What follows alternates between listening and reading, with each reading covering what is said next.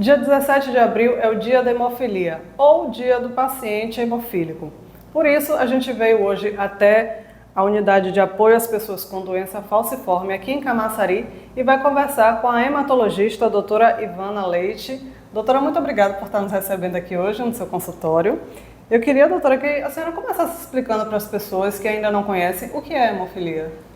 Oi, Sheila. Hemofilia é uma doença do sangue, que em geral é hereditária e que é um problema de coagulação do sangue. Então, quem tem hemofilia tem dificuldade de coagular o sangue, então sangra mais que o normal. A característica principal seria essa, sangramento, tendência para sangramentos. E de que forma acontecem esses sangramentos, doutora? Em geral, o sangramento da hemofilia são sangramentos graves, são sangramentos que podem ser intraarticulares, podem ser para órgãos internos e podem ser visíveis também. Uma das principais características do sangramento da hemofilia é sangrar em articulação. Então é um tipo de sangramento chamado hemartrose, que às vezes até é a primeira manifestação. Mas sangramento em boca, sangramento após cirurgia, é um tipo de sangramento que às vezes ele não é assim profuso, mas a característica ele não para. Então, às vezes é uma extração dentária que sangrou um pouco, mas não para de sangrar. Então, chama atenção o tipo de sangramento da hemofilia. Entendi. E como é feito o diagnóstico, doutora? O diagnóstico é feito por um exame de dosagem do que está faltando, que é um fator de coagulação no sangue.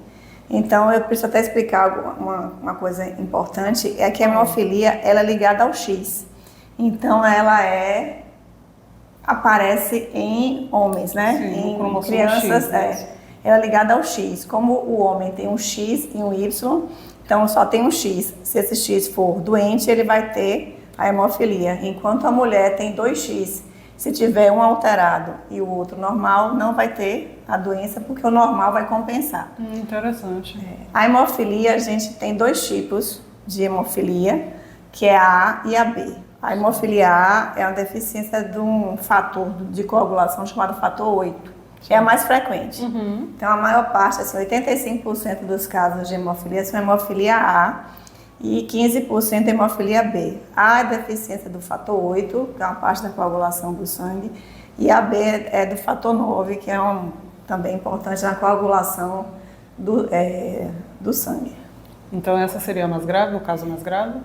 Existem também os graus de gravidade. Então, você me perguntou como é feito o diagnóstico. Sim. Então, tem uma suspeita, né? Ou então já é um irmão que tem hemofilia, ou então já se sabe que tem história na família, ou é uma criança que começa a ter sangramentos. Aí é feita uma triagem do sangue, que é a gente colhe um exame que ele mostra quanto tempo o sangue leva para coagular. Então esse tempinho é aumentado e aí a gente vai dosar o fator, o 8 e o 9. Então quando a atividade está muito baixa, menor que 1%, é hemofilia A grave. Se tiver um pouquinho mais, moderada. E tem hemofilia leve também. Mas a mais comum e que a gente tem essa história familiar é hemofilia grave. Perfeito. Os sintomas, doutora, que chamam a atenção, além do sangramento, tem outros sintomas ou o sintoma principal da hemofilia é o sangramento? É o sangramento. O principal é o sangramento. E às vezes a história é assim, como eu sou hematopediatra, então eu já pego as crianças, eu vejo as crianças com esse problema.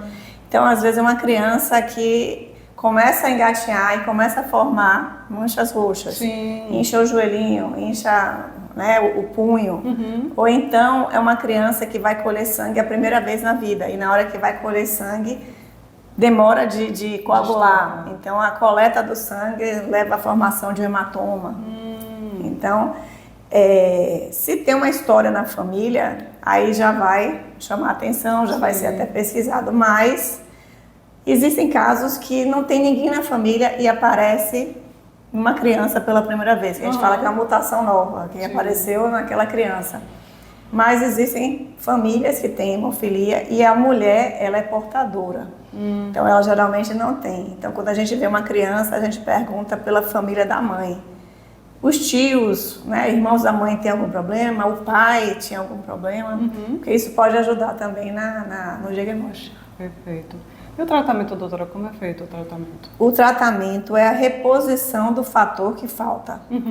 Então, o fator 8, ele existe, o concentrado de fator 8, e ele é reposto via venosa, né, aplicado o fator para repor o que está faltando.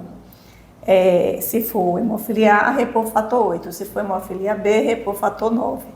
E existe hoje em dia também, porque são programas do Ministério da Saúde. A hemofilia tem um programa muito bonito do Ministério da Saúde, e mais recente também a gente tem um programa de profilaxia. Então, se a gente for ver pacientes adultos, pode ver pacientes com sequelas dos sangramentos, principalmente sequelas articulares. Sim. Então, aquilo que eu falei, sangra na articulação, uma das mais acometidas, joelhos. Então, às vezes, o paciente adulto, tantos sangramentos nas articulações, ele fica com sequelas, dificuldade de movimentar o joelho.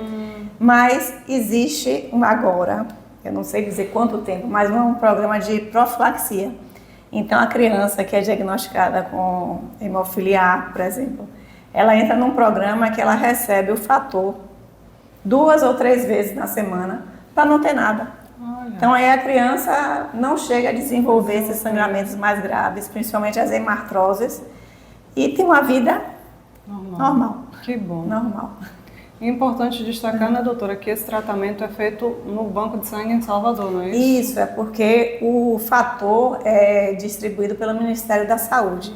Então, todos os pacientes de hemofilia têm que ser cadastrados no centro de referência, que aqui é no Hemocentro em Salvador, né?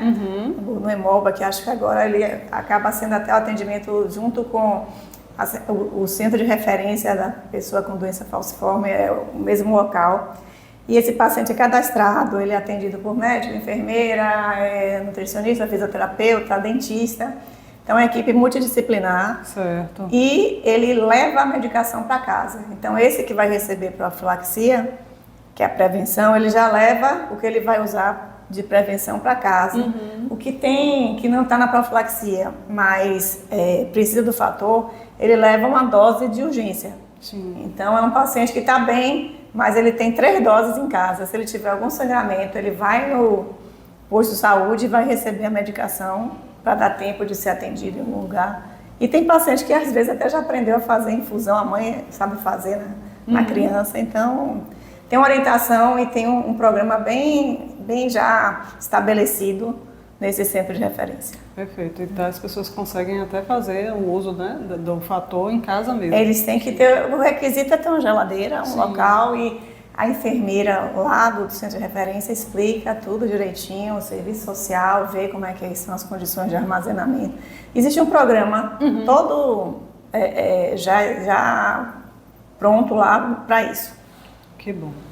A gente falou, doutora, sobre essa hemofilia que a pessoa já nasce com ela, já é hereditária, mas tem também a hemofilia adquirida. Eu queria que a senhora falasse sobre essa variação. Existe. É raro, viu? É raro, mas existe. O que acontece? Se a hemofilia A é a deficiência de fator 8. Então, o mais comum é isso que eu falei. Nasceu faltando um pedacinho do sangue, que é o fator 8 ou 9.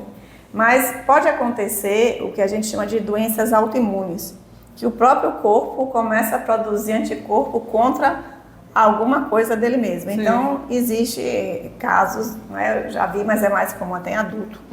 Para terminar, doutora, quais são os cuidados que o paciente hemofílico deve ter para que não agrave o quadro? O primeiro é ser diagnosticado e ser acompanhado num centro de referência.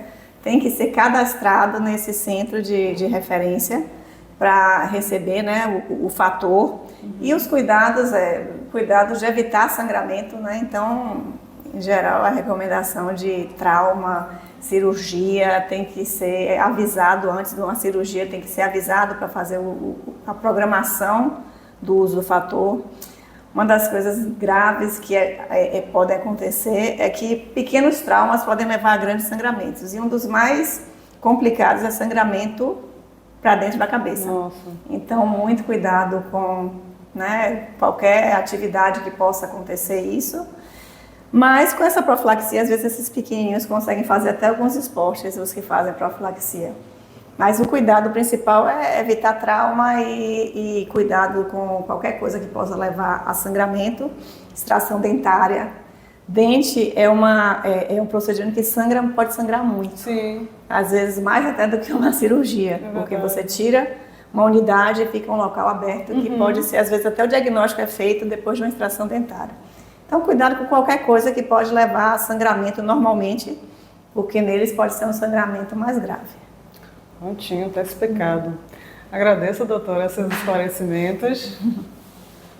Eu que agradeço. Obrigada a vocês. Estou à disposição.